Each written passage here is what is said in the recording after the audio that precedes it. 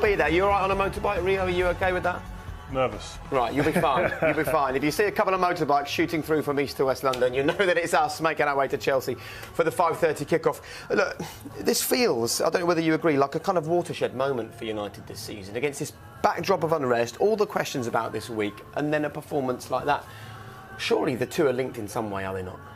Yeah, you'd have to agree with that, but I think there's some big decisions to be made at Manchester United now. I think that from the higher they go from here at the moment, because at the moment there doesn't seem to be that togetherness within that changing room. About what, the future of the manager? The manager, the squad, how they're going to take this club forward. There has to be improvements. You can't have a team, the basics are not being done. Like Scholes said before, the effort, the desire. You expect that standard, but it's not happening. So there has to be something said. We talk about the effort, don't we? And as you rightly said, that is the first thing you expect from a Man United, or any footballer. I just wonder if the quality's there as well. You know, the amount of time now we've been saying, are these players really good enough? They're not really showing at the minute they are, I don't think. And I think if United possibly had West Ham's front three today, it could have been a different story. The lack of movement from Lukaku, Martial, we know he's got ability, we know Rashford's got ability, but they're not showing it anywhere near enough. So much to talk about, right from Jose's team selection today all the way down to the players who didn't even make the matchday squad.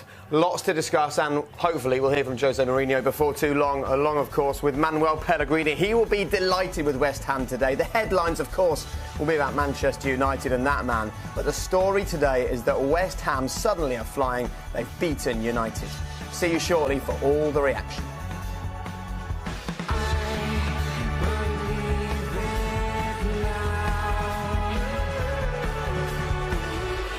He'll be pleased with that one. Look, they were confident today, they were organised, they were expressive. This is a team that lost their first 4 league games on the bounce. They look like a different side. Something's clicked here.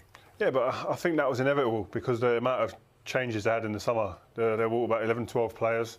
So there's got to be a little bedding in period, and they've had that, and it seems to have worked. They've been working obviously hard in the training ground, and they're getting their just rewards. Their last 3 results have been fantastic. Everton away to go and win their 3-1, then come back here, get a great result against Chelsea, who were flying, and then today swept aside this Manchester United team the way they did with the conviction which they done it, the way that the personality. In the end, they were half showboating. The fans were doing olays and olays. For Man United fans, it's embarrassing. For Man United players, embarrassing. But for West Ham, this is a great statement and intent for the rest of the season going forward. And in some ways, that cheeky finish for 1-0 kind of summed up the confidence of West Ham today. But, you know, when we look at the goals, Manchester United still made it too easy for them, still stood off, still a lack of intent from the visitors. They did. I actually like what Mark said about they were just thinking about West Ham. They weren't bothered which way United played. And formations, tactics, it didn't really matter today. United's attitude was never right, and it hasn't been for a few weeks, but great. But I thought Noble was excellent today, and Zabaleta as well. Was he 33? You're thinking Luke Shaw should be the one forcing him that way, and all day long Zabaleta was up and down that line and made some great runs. Question marks over offside, no question mark over the finish. Sublime, beautiful finish. I thought today Anderson he justified. That's why they spent the money on him, which they did. His movement, his ball retention was fantastic, creating chances for others. He was a real thorn in this Manchester United side, and here today, the only thing I'd say there, Matic has got to show him. Yarmolenko's all left foot.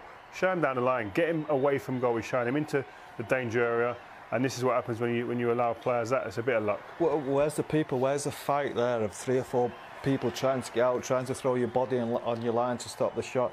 It's just not there, and it was just typical of United's attitude to the game all day long. So United with a poor approach. West Ham absolutely taking advantage of that. We'll have a look at the 2-1 and the 3-1 goals in a moment. You can see how delighted Manuel Pellegrini was with that. But, you know, sometimes in this situation, a manager likes to stay in the dressing room and tear a strip or 2 off their players, as I'm sure you both know. However, Jose has very quickly come out of the dressing room. He's actually downstairs with Matt. So let's go straight to it. Jose Mourinho's post-match thoughts. So Jose Mourinho there, questioning the quality of his players. You've already done the same thing. He has a net spend of £250 million since he arrived at Manchester United. So what's going on here? Is this that these players are simply not good enough, or he's not getting the best out of the players he's got? At this minute, I think this club seems to be in a bit of a mess. Whether it's from above Mourinho, we know he didn't get the players he wanted in the summer. He didn't to be good enough. It's early days for people like Fred. You do have to give him time, and it just seems a war right throughout the club. If it's from Ed Woodward, to Mourinho and then Mourinho to his players, the place just looks unstable. No, I have to agree. I mean, the stability of the club is key. For any football club, you need stability from top to bottom. Here, there seems to be mini wars going in the changing room, probably above that as well. I mean, even talking about the scouting networks there, who found a young centre-half for West Ham, Diop. Is that a side dig? You almost feel that's a dig at his own. Yeah, that's a dig at his own scouts. Yeah. That's what I read into that.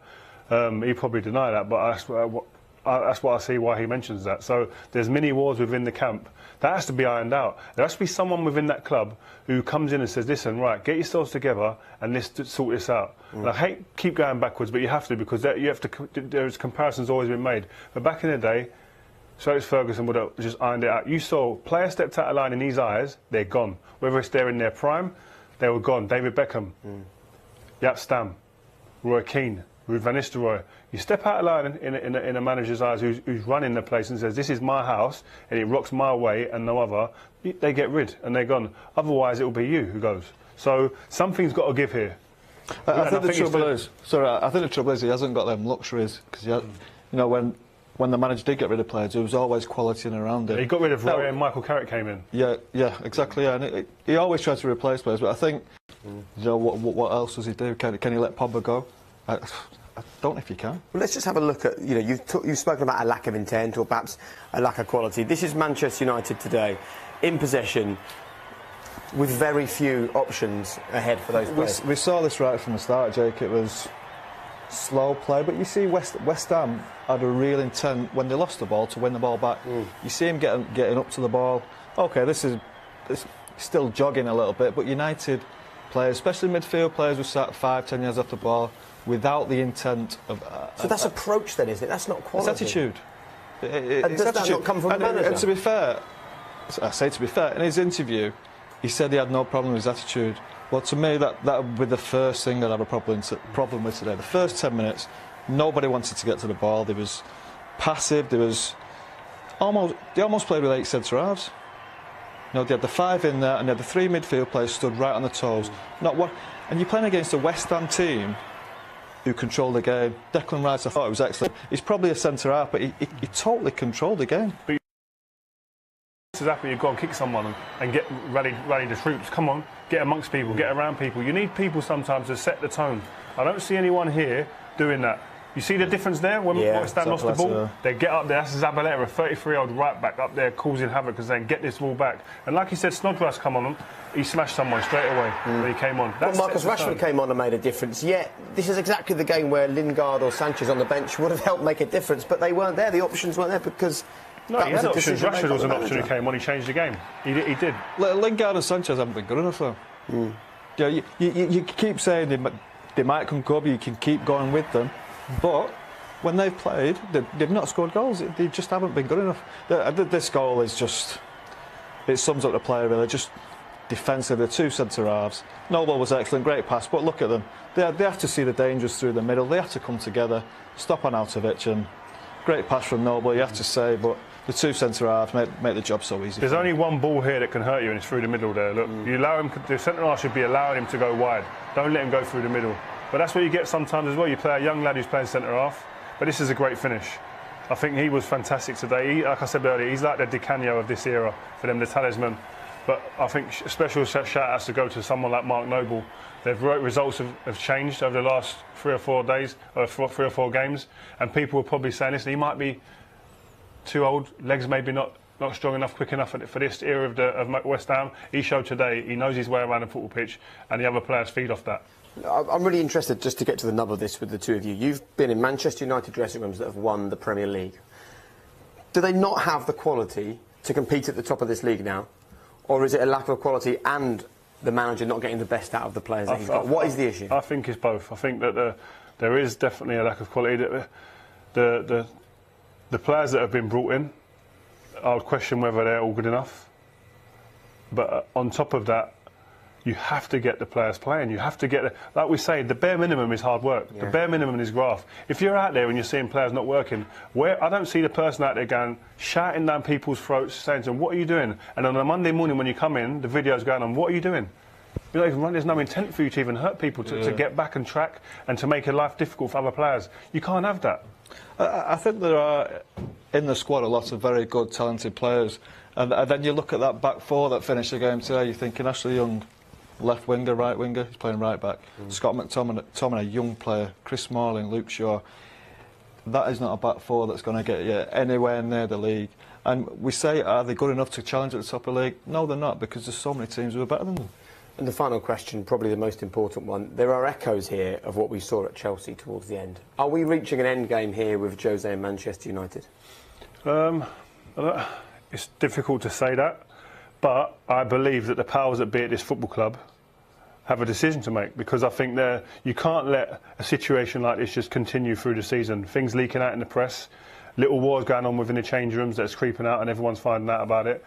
Players maybe on one side of the dressing room, Mourinho and his staff on the other. It can't be like that. If that continues, it'll be one of the worst seasons in history at the club. So someone's got to make a decision right now, bang, this is what happens. Either someone goes... You're saying something has to change? Something's got to give. Yeah, well, when you watch...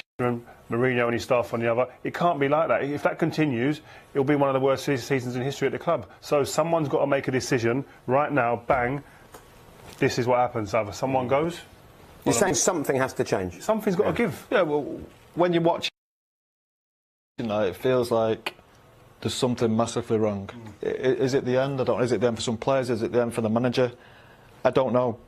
But is there someone there available? If it is the manager that goes, is someone out there available who's going to get more out of this team? That's the question. If they have somebody say like a Pochettino, I know there's been talk about Zidane, but will the players liven up to that? We just don't know. We just know at this moment in time, it just feels wrong.